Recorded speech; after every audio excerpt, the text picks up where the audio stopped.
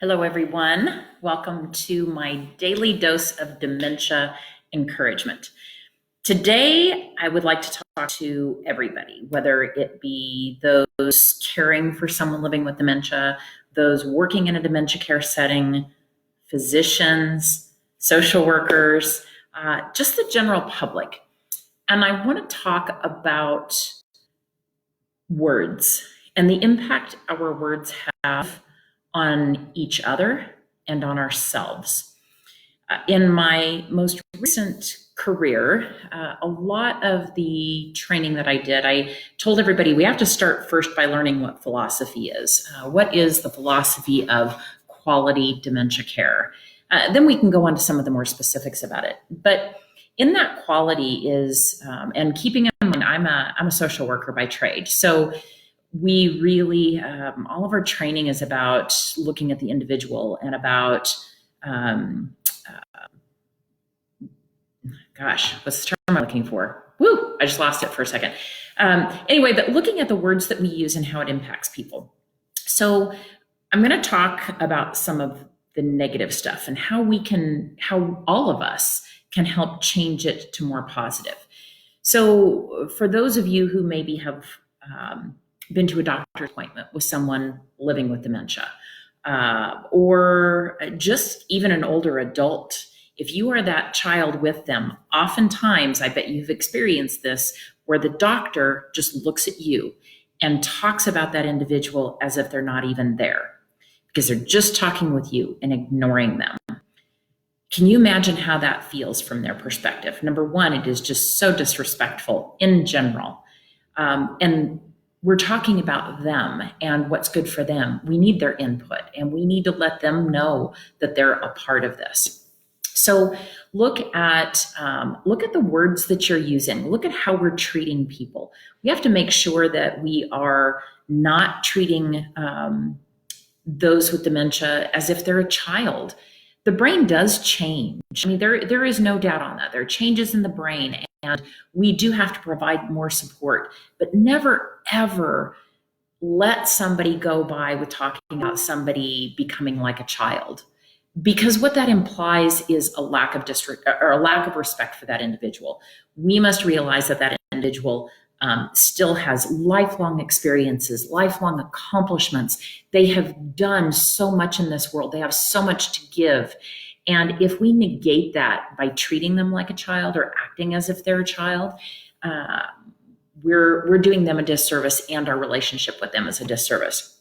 So what started this and got me thinking about this is I went to a lecture recently that a physician here in town was giving. And he's a functional medicine doctor, and his focus is on working with individuals and trying to get their holistic life and diet really back on track. So I was really interested to hear what he had to say, but I'm going to look at my notes for this. So I'm jotting these notes down as he's talking, and he was discussing having an uncle who was diagnosed with dementia and his journey that he went on.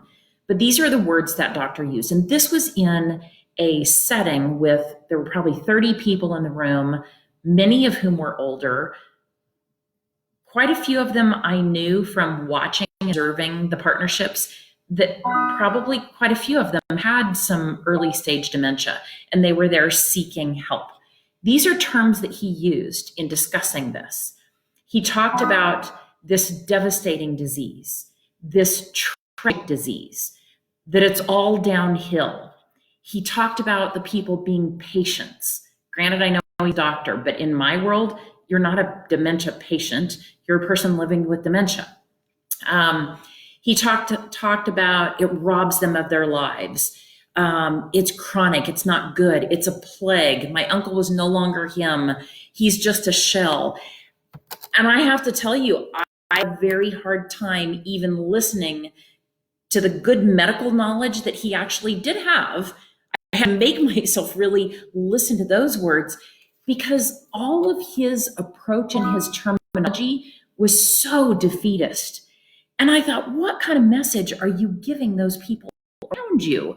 So we need to stop and say, hey, This person has a condition that they're trying to figure out, that their family's trying to work out, and what can we do positively to help that?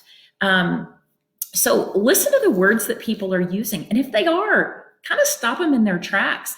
One of our key words in community living, trying not to say company names anyway, but in community living is we talked very much about we were a community. We're not a facility. So if you're ever talking about long-term care or somebody moving someplace, listen to the difference on this. If you say, Mom, we're going to find a facility, they're going to take care of you, or you talk about placing somebody, we're going to put them there.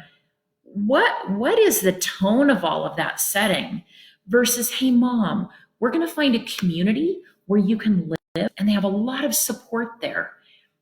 Just those little phrases are so different. Old school terminology from senior living and skilled nursing and especially old memory care, and you still hear it today, is they talk about dementia patients. They talk about locked. It's a facility. They have a toileting schedule. They feed them. I mean, those words, or my favorite, not favorite, is what we let the residents do, as if we're in charge of them. I always reminded our staff, who lives here? Our residents are the ones who live here. This is their home. We come into their home and we work for them. We're not in charge of them. We are in charge of what we do with and for them.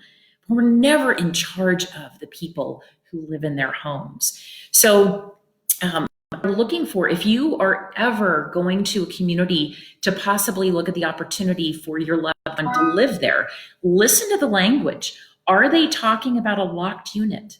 Having a safe and secure environment is absolutely important.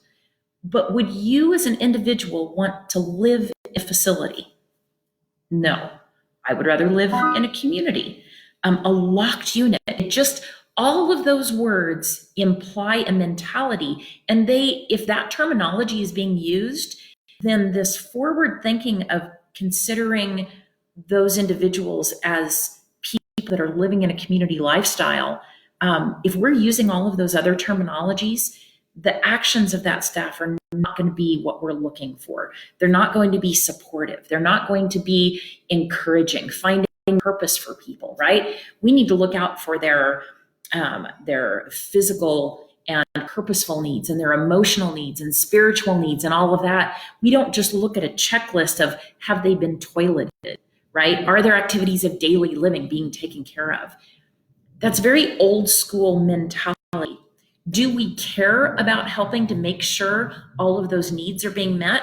Of course we do.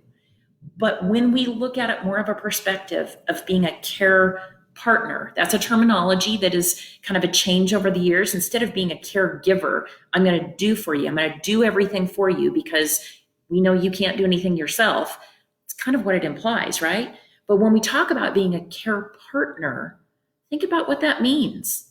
Imagine holding their hand and we're in this together, as opposed to, here, honey, let me do that for you. Let's talk words. I think I mentioned this on one of the other calls, but also those terms, honey, sweetie, baby, darling, those are not necessarily uplifting terms. I was at a restaurant on one of my last trips that I went on, and this waitress called me baby at least 8 times. And I have to tell you, by the 8th time, I was almost ready to say something to her. I mean, actually, okay, so I did. I won the bill. But it was just really grating on me. It felt demeaning. It didn't feel that it came across in a loving, caring way. Had she said, hi, my name's Rose, what's your name? Leslie, I got you taken care of. Versus, hi, baby, how you doing? I got you taken care of. How we come across to people means the world. How would you want to be talked to? Fast forward yourself to 20 years from now, 30 years from now, maybe you have dementia. How do you want to be talked to, talked with, partnered with. What kind of atmosphere do you want to have? So I'll tell you what, when you start really thinking about these terms and start changing your own verbiage on that, you're going to start noticing the difference in how you feel about what your role is and how you feel about them as an individual and about this new world that we're learning how to adapt to and help with. So I hope that was helpful. If you know anybody who's in this field, starting new in dementia care, please invite them to the channel. I would love to help them. They can reach out to me. I'll even get email and start talking with people. I love what I do. I love being able to support people. So anyway, everybody else have a great day, and we'll talk to you later.